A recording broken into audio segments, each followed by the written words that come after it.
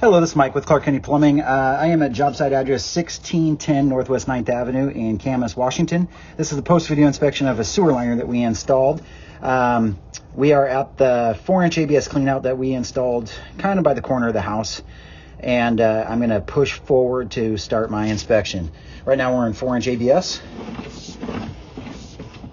And here's the transition to our sewer liner. This is a little bit of painter's tape right here that'll get washed away with water usage. And so here's the start of our 4-inch CIPP liner.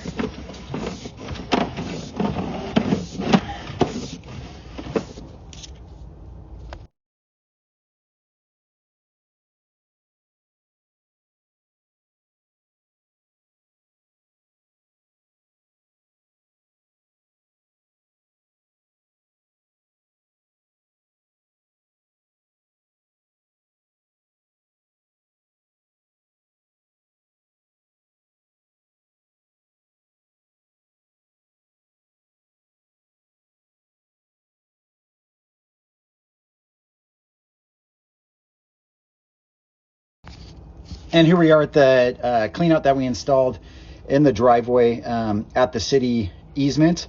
And so from downstream is the city's responsibility.